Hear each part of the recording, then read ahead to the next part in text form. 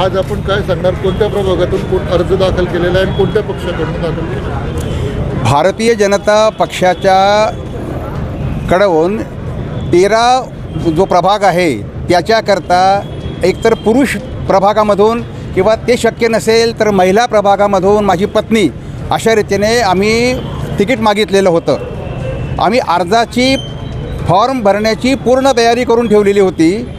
NOC वगैरे जे जे काय लागतं ते सगळं तयार करून ठेवलं होतं. फॉर्म विकत घेतला होता आणि वाट बघत होतो की आपल्याला सूचना येईल की तुम्ही फॉर्म भरायचा आहे. आम्हाला सूचना आली नाही, त्याप्रमाणे मग आम्ही काही तयारी केली नाही. आणि रात्री 11:15च्या सुमाराला माननीय आमदार मंगेशदादा चव्हाण यांचा मला फोन आला की तुम्ही 13मधून जनरल महिलाच्या जागेवरती निवडणूक लढवायची तुमची तयारी झाली आहे ना सगळी. म्हटलं हो झालेली, आम्ही लढणार आहोत अशा रीतीने मी उत्तर दिलं. आणि मग मी हे समजलो की जर 13B आपल्याला इतक्या रात्री 11 वाजता इतक्या मोठ्या आपल्या नेत्यांनी फोन केलेला आहे, त्यामुळे आता आपल्याला फॉर्म भरणं आवश्यक आहे. रात्री 11:30च्या नंतर वकिलांना झोपेतनं उठवलं, सूचक अनुमोदक रात्री गोळा केले आणि नेत्याचा शब्द खाली जाऊ नये म्हणून केवळ आम्ही रात्री 2 वाजेपर्यंत जागून फॉर्म भरला. आणि इथे येऊन आम्ही फॉर्म भरल्यानंतर आत्ता अशी काही बातमी कानावर येते आहे की त्या ठिकाणी आमचा विचार न करता अन्य कुठल्या तरी नवख्या लोकांचा विचार जो आहे झालेला आहे. जर तसं करायचं नव्हतं तर आम्हाला का सांगितलं गेलं की तुम्ही लढायला तयार आहात का आणि फॉर्म भरा. माझ्यासारख्या आज जवळजवळ 50 वर्ष भारतीय जनता पार्टीच्या विचारांकरता लढणाऱ्या कार्यकर्त्याचा हा अपमान झाला आहे असं मी समजतो. मी सगळ्यांच्या माहितीकरता सांगतो आपल्या माध्यमातनं की मी जनसंघाचा मूळ कार्यकर्ता 1974 सालापासून काम करणारा. आणि याच्यामध्ये असं होतं की आज 30 डिसेंबर आहे, बरोबर आजच्या 50 वर्षापूर्वी मी आणीबाणीच्या काळामध्ये सत्याग्रह केलेला आहे. महाराष्ट्रातला सगळ्यात लहान वयाचा बालसत्याग्रही म्हणून माझा गौरव केलेला आहे शासनाने. आणि माझी ही जर पक्षाचं काम करणारा एक निष्ठावंत कार्यकर्ता आहे. मला सांगितलं गेलं की तुम्ही तयारी करा रात्री 11 वाजता. आणि नंतर हा जो काही प्रकार झालेला आहे याच्याने अतिशय दुःख झालेलं आहे. हे जे फळं काय मम तपाला गेले 50 वर्ष माझ्यासारखा एक कार्यकर्ता निष्ठेने काम करतो आहे, ते तुम्ही अशा रीतीने फसगत करायला नको होती आमची, असं माझं स्पष्ट मत आहे. मी भारतीय जनता पक्षाचा ज्येष्ठ कार्यकर्ता आहे. मला नाही वाटत की 50 वर्षापेक्षा कोणी कार्यकर्ते या ठिकाणी सक्रिय असतील आत्ता. आणि माझ्यासारख्या कार्यकर्त्याला सांगून का असं केलं, तुम्ही सांगितलं का नाही सकाळी मला की इथे वाटाघाटीमध्ये ह्या जागा गेलेल्या आहेत, तुम्ही फॉर्म भरू नका असं सांगितलं असतं तर आम्हाला काही वाटलं नसतं. पण सांगून हा जो प्रकार झालेला आहे या सगळ्या प्रकाराची मी आमचे नेते गिरीश भाऊ महाजन यांच्याशी बोलणार आहे. आणि मला नक्की खात्री आहे की माननीय गिरीश भाऊ माझं काही कैफियत आहे ती ऐकून घेतील. कारण माझी निष्ठा, माझी एक नेता म्हणून जो आहे ते सर्वोच्च नेते आत्ता जिल्ह्याचे आपले सगळे जे आहेत हे गिरीश भाऊ महाजन आहेत. पण ही झालेली फसगत जी आहे ही जिव्हारी लागलेली आहे. सांगायचं होतं ना की फॉर्म तुम्ही भरू नका, वाटाघाटीमध्ये जागा दुसरीकडे गेली, आम्ही काही वेगळा निर्णय घेतला आहे हे सांगायला असतं तर आम्ही गेलं हा प्रकार केला नसताना इथे आलोही नसतो. दादा एकीकडे निष्ठावंतांना डावललं जाते का निवडणुकीत? आता हा जो विचार आहे हा विषय निष्ठावंतांना डावलण्यापेक्षा निष्ठावंतांची क्रूर चेष्टा. का आम्हाला सांगितलं की फॉर्म भरा म्हणून?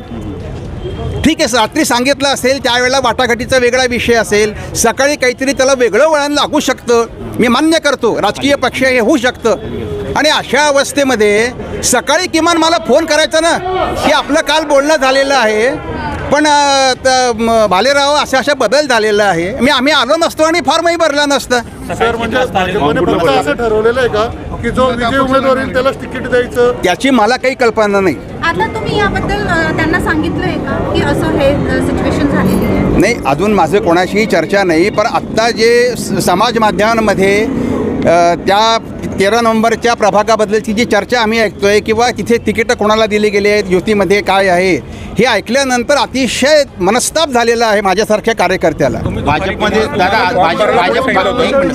भाजपमध्ये आपण पहिले एक कार्यकर्ते आहात आता की ज्यांनी उघडपणे थेट आज जी निवडणुकीवर जी कार्यपद्धत जळगाव शहरात सुरू आहे त्यावर आपण एक आवाज उठवत आहे. नाही, मी आवाज उठवत नाही आहे. मी तुम्ही जे विचारलं त्याला उत्तर देतो आहे आणि माझ्या मनातली जी ही जी खतखत म्हणता येणार नाही त्याला, परंतु जी बोच आहे, जो अपमान झाला आहे धडधडीत इतक्या वर्षाच्या कामाचा, तुम्ही सांगायला नको होतं की फॉर्म भरा. आणि जर सांगितलेलं आहे तर ठीक आहे, सकाळी उठून सांगायला पाहिजे होतं की बा तुमचा विषय बंद झाला आहे, तुम्ही काही पुढे जाऊ नका. आम्हाला काही वाटलं नसतं. अरे मी निष्ठावंत कार्यकर्ता आहे. जेव्हा कोणी नव्हतं या भाजपमध्ये जळगाव शहरामध्ये झेंडा उचलायला, तेव्हापासून मी काम करत आलेलो आहे. मला काही वाटलं नसतं ना.